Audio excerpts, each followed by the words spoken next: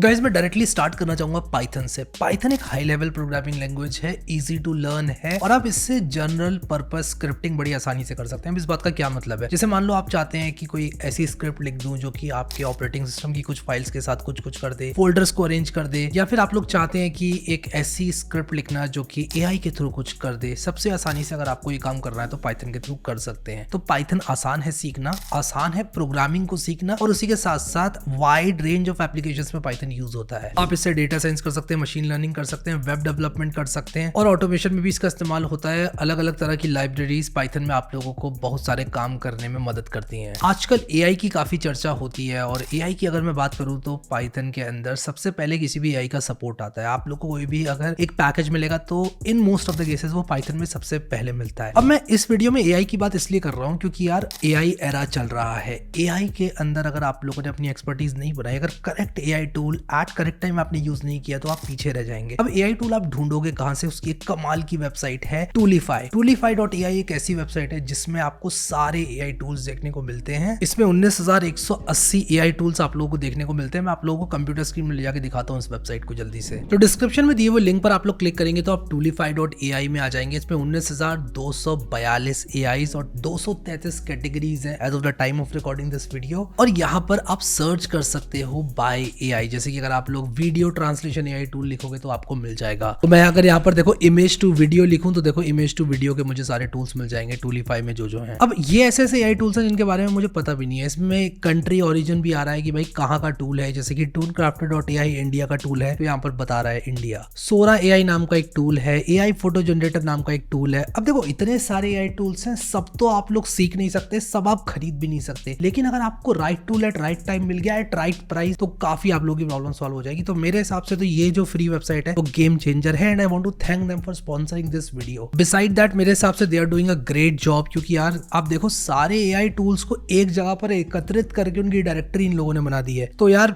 मैं आप लोगों को जेन्युइनली बता रहा हूँ, इसको आप लोग जरूर एक्सेस करके बुकमार्क कर लो। ये वेबसाइट आपके बहुत काम आने वाली है। This is one of the websites जो कि मैंने खुद ने बुकमार्क कर ली है और इसका यूज भी मैं करने वाला हूँ। क्योंकि यार कभी कभी कुछ चीजें ऐसी होती हैं जो कि अगर आप अपनी वेबसाइट में ऐड कर दो तो आपकी वेबसाइट की वैल्यू बहुत ज्यादा बढ़ जाती है। जैसे कि अगर आप लोग इमेज जनरेट करना चाहते हो मान लो एआई के थ्रू, टूल्स आप लोग को पता होंगे लेकिन जितना फेमस टूल होता है उतना महंगा होता है। तो अगर आप लोगों को कोई ऐसा टूल मिल जाए जो कि आप लोगों को डिस्काउंटेड प्राइस पर मिल जाए तो मेरे हिसाब से उससे अच्छा कुछ हो नहीं सकता। तो लिंक मैं इसका डिस्क्रिप्शन में आप लोगों को दे दूंगा, चेकआउट जरूर करना। अब हमने पाइथन की बात की, हमने कहा कि यार ये आसान होती है, इसमें एआई यूज कर सकते हैं। तो क्या जावास्क्रिप्ट आसान नहीं होती है? देखो जावास्क्रिप्ट के साथ अगर आप इजीनेस की बात करें, सिर्फ इस आधार पे लैंग्वेज को जज करें कि उसको सीखना कितना आसान है, तो पाइथन जीतती है जावास्क्रिप्ट से। उसका रीजन ये है कि जावास्क्रिप्ट में मेरे हिसाब से बिगिनर्स के लिए थोड़ी बहुत प्रॉब्लम्स आती हैं, चाहे वो हो in terms of running the code, फिर चाहे वो हो in terms of installing packages, फिर चाहे वो हो in terms of finding packages. Also difficult to find होते हैं पैकेजेस जावास्क्रिप्ट में किसी भी एक पर्टिकुलर एप्लीकेशन के। अगर आप लोग एक बिगिनर है तो, अगर आप लोग एक्सपीरियंस कोडर हैं तो शायद आपको ये बात अटपटी सी लगे, अरे यार मिल ही जाते हैं पैकेज, बट मैं बिगिनर्स की बात कर रहा हूँ यहाँ पर। तो क्या इसका मतलब यह है पाइथन जीती है जावास्क्रिप्ट से?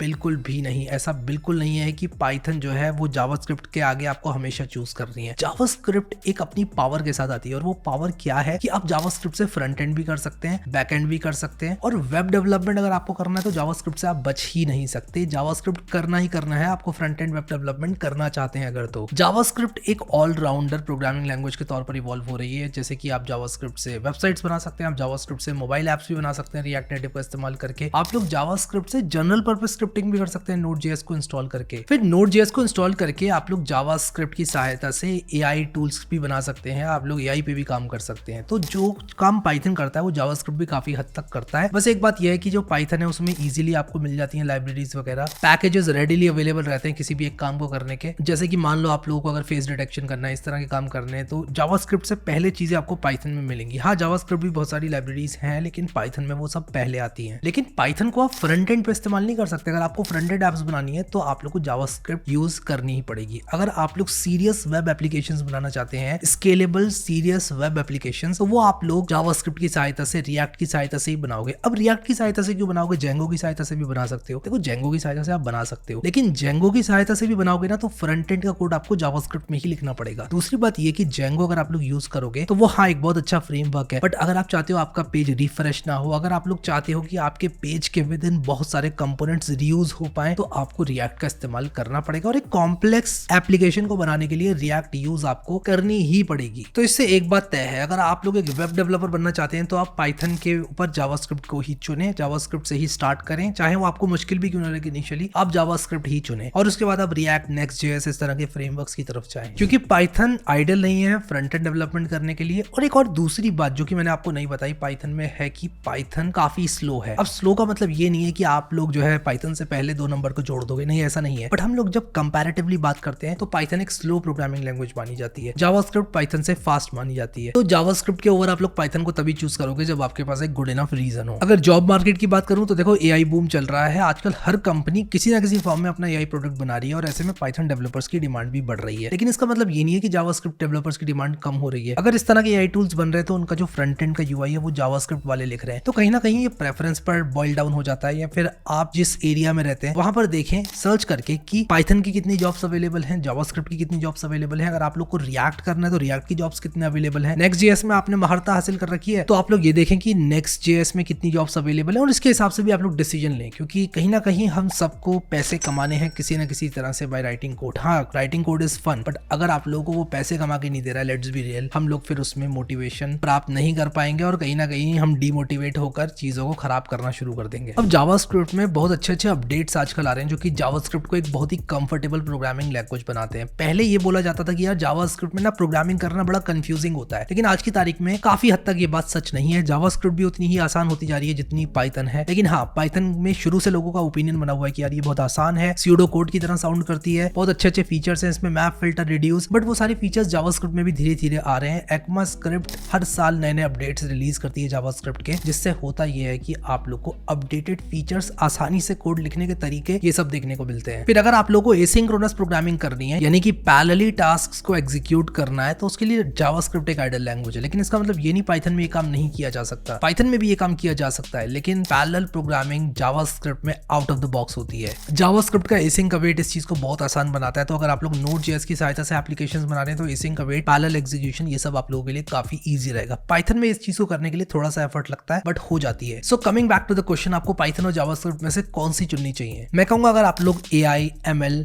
डेटा साइंस इस फील्ड में जाना चाहते हैं और आपको फील होता है अंदर से कि आप लोग इसके लिए बने हुए हैं, तो आप लोग पाइथन चुनें। अगर आप लोग सुपर बिगिनर हैं और आप लोगों को प्रोग्रामिंग ही नहीं आती तो आप पाइथन से स्टार्ट कर सकते हैं। अगर आपको कॉम्प्लेक्स एआई वाले बैकएंड्स लिखना है, फ्रंट एंड की बात नहीं कर रहा हूं मैं, बैकएंड की बात कर रहा हूं, अगर आप लोगों को ऐसे बैकएंड्स लिखना है कि यार आप लोगों को इमेज प्रोसेसिंग करनी है एआई के थ्रू, या फिर आप लोगों को एआई इमेज जनरेटर बनाना है, या फिर आप लोगों को कुछ ऐसा काम करना है जो कि कंप्यूट एक्सटेंसिव है, तो इसके लिए आप लोग बैकएंड्स बनाएंगे वेबसाइट के, और उसके लिए पाइथन एक काफी बढ़िया प्रोग्रामिंग लैंग्वेज है। आज की तारीख में फास्ट एपीआई, फ्लास्क और जेंगो जैसे फ्रेमवर्क्स आपको काफी हेल्प करेंगे। फिर जावास्क्रिप्ट कब चूज करनी है आपको? अगर आपको वेब डेवलपमेंट और मोबाइल ऐप डेवलपमेंट दोनों करना है तो जावास्क्रिप्ट को चूज करो। और अगर आप लोग एक ऐसी वर्सेटाइल टेक्नोलॉजी के पीछे हैं जो कि आप लोगों को एक टेक्नोलॉजी से दूसरी टेक्नोलॉजी में, जैसे कि आज अगर आप Vue.js कर रहे हैं, कल Next.js करना चाहते हैं, फिर आप लोग चाहते हैं कि जनरल पर्पस स्क्रिप्टिंग कर लें, तो आप जावास्क्रिप्ट को चुन सकते हैं, क्योंकि ये आप लोगों को वेब डेवलपमेंट में तो हेल्प करती है। लेकिन ऐसा नहीं कि आप इससे OS के जनरल पर्पस स्क्रिप्टिंग वाले प्रोग्राम्स नहीं लिख सकते, आप लिख सकते हैं। तो अगर आपको ऐसी वर्सेटाइल लैंग्वेज चाहिए तो आप लोग जावास्क्रिप्ट चुन सकते हैं। तो कंक्लूजन ये रहेगा मेरा कि कोई भी सही या गलत लैंग्वेज नहीं है, पाइथन या जावास्क्रिप्ट को आप लोग चुन सकते हैं बेस्ड ऑफ आपकी personal preference and based of आपके career goals and interest. In my opinion Python and JavaScript दोनों ही बहुत स्ट्रॉन्ग प्रोग्रामिंग लैंग्वेजेस हैं और आने वाले ईयर्स में रेलेवेंट रहने वाली हैं। और मैं आप लोगों को एक और बात बताना चाहूंगा जो कि लोग बहुत कम बोलते हैं, और वो ये है कि अगर आपने एक प्रोग्रामिंग लैंग्वेज सीख ली तो इसका मतलब ये नहीं आप दूसरी नहीं सीख सकते। तो इन दोनों में से कोई भी प्रोग्रामिंग लैंग्वेज आप स्टार्ट कर सकते हो। अगर आप लोग आज एक वेब डेवलपर बनते हो और आपको फ्यूचर में लगता है कि यार अब तो मैं वेब डेवलपर, मुझे इंटरेस्ट ही नहीं आ रहा, या मेरा काम ही नहीं बन रहा है, या मैं पैसे ही नहीं कमा पा रहा हूँ, you can always switch to Python, या फिर you can also switch to some other technology. आपको कोई नहीं रोक रहा है। और ऐसा कुछ नहीं है कि आपने एक प्रोग्रामिंग लैंग्वेज चुन ली तो आपने उसको पूरी जिंदगी भर करना है और आप दूसरी प्रोग्रामिंग लैंग्वेज नहीं कर सकते, ऐसा बिल्कुल भी नहीं है। विद दैट सेड मैं इस वीडियो को रैप करूंगा। आई होप आप लोग को वीडियो पसंद आया। Thank you so much guys for watching this video and I will see you